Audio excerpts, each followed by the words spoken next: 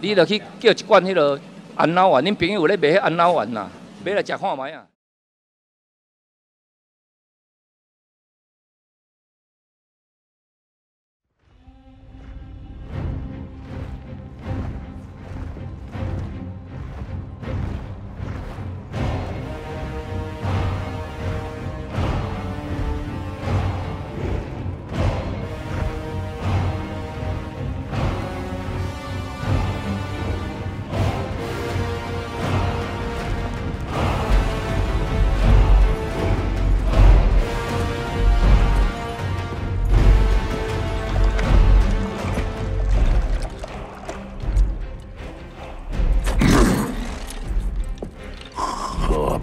地狱后，拥抱你的甜蜜，你们都会成为征服者。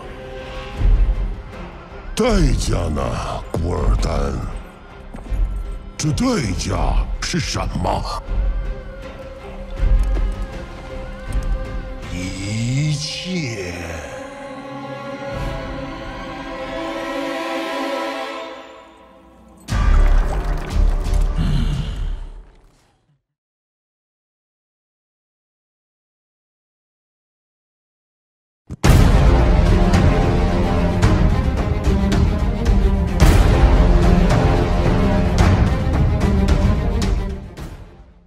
I started training at 11 years old, and I started competing at 15 years old, you know, so I started young. And I was on stage at 15 years old, and, you know, my first contest, I got 4th place. I competed probably 5 or 6 more times, and I was getting 2nd, 3rds, and 4ths. And, you know, I went in another show, and I was expecting to win. My father was driving down 2 hours to watch me compete. He had never seen me compete before. You know, I wrestled, I played football, you know, and, you know, I went state wrestling. You know, football was a star running back, so, you know, he's used to seeing his son a winner. You know, that's what his son was, you know. Everything I did, I excelled at. So my dad's coming, obviously in my head, I'm going to win this show. You know, this is a show I'm going to win. You know, I'm going to show my dad that, you know, his son is a champion, as always. Well, you know, I ended up not placing in the show. I didn't make top 5. And I was devastated. And I felt awful.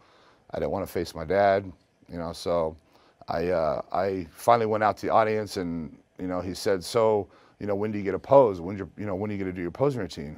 And I didn't know how to tell him, but, you know, if you don't make top 5, you don't do your posing routine. So I had to tell him, I said, Dad, I'm not going to pose. And he's like, well, why not? What are you talking about? You've been working on your posing routine for 2 months. Like I did the music for your posing routine. Like, what do you mean you're not going to pose? And I'm like, I didn't make top 5. I didn't make the cut.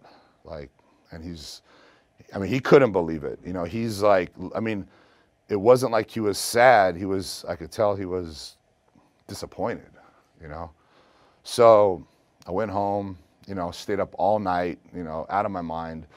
And, you know, I had to make a choice. I had to do whatever it took. And, you know, my thing was, you know, I need to redeem myself. I need to do what it takes. And I got up, I drove to Mexico, Tijuana, and I went and bought steroids, you know, and I felt like, you know, maybe that'll help, you know. I mean, I got 2nd, I got 3rd, I was right there. And this show, I just got completely blown away.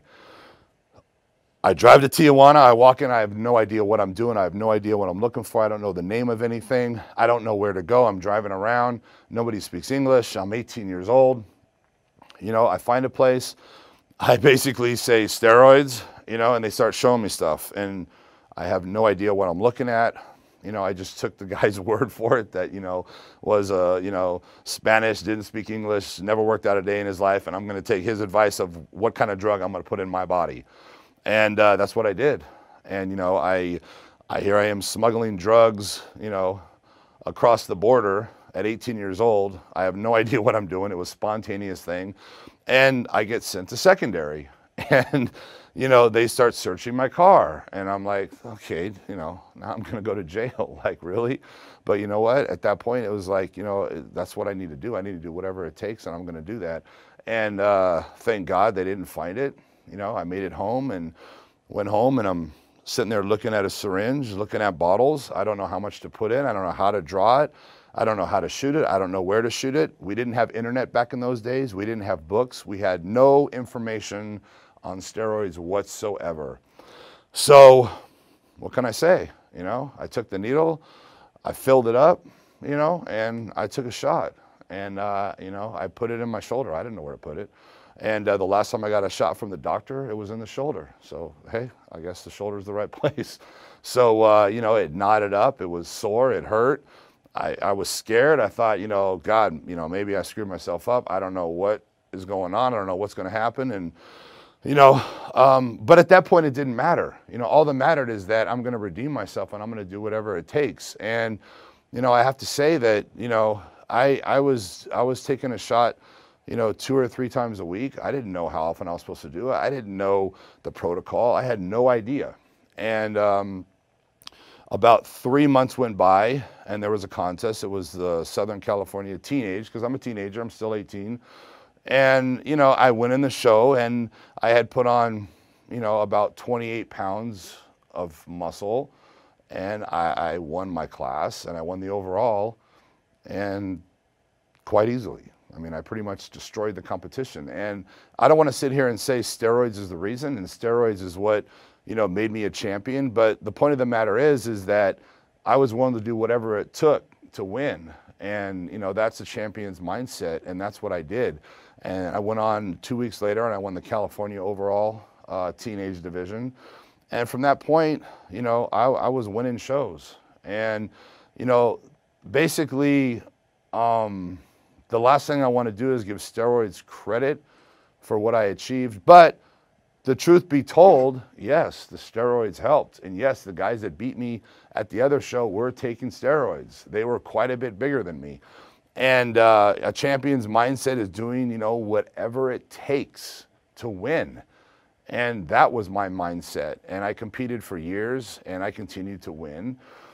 And I have to say that it got to the point where I didn't give a shit about anything. All I cared about was continuing to win and doing whatever it took, you know. And if I'm talking to my buddy and he's getting ready for a show and he's doing this, and this, and this, guess what?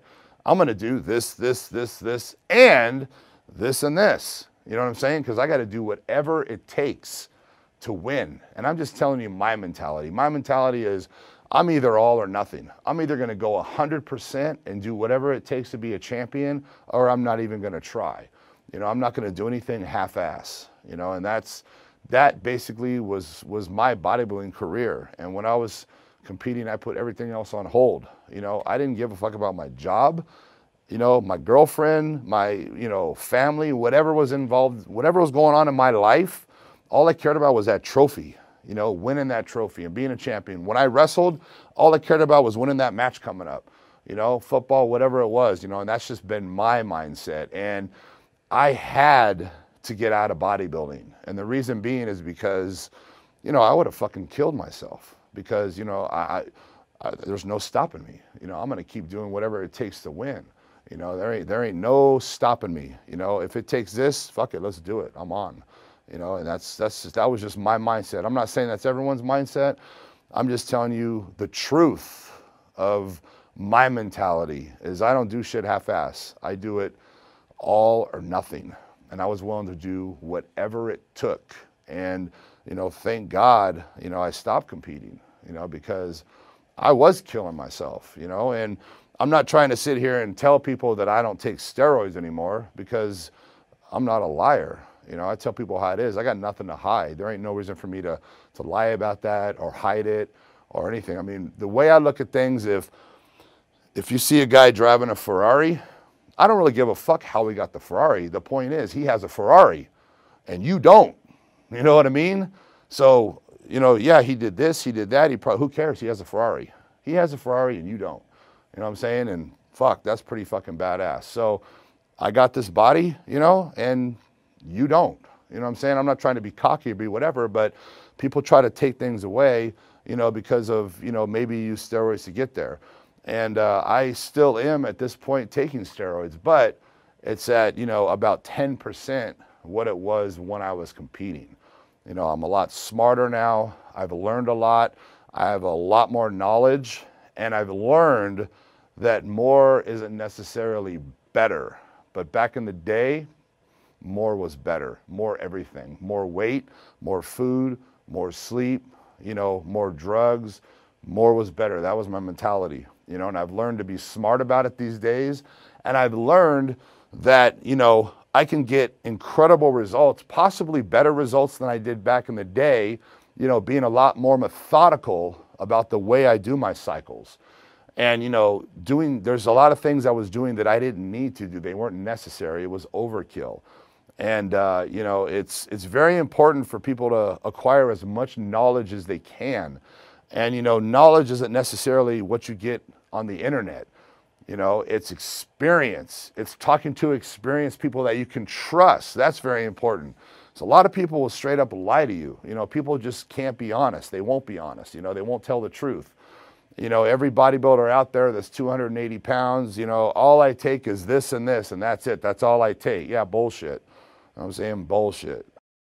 Anyway, that's my story of how I got involved in the whole drug aspects. And, I've acquired a lot of knowledge, and I've learned a lot. And I definitely am still taking steroids, but not to the degree I used to. So.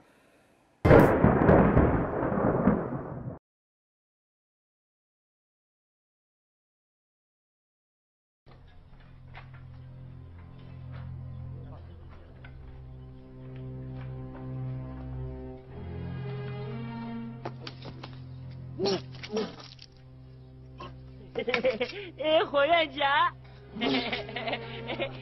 你嘛时候是金门第一呀？就在今天，就在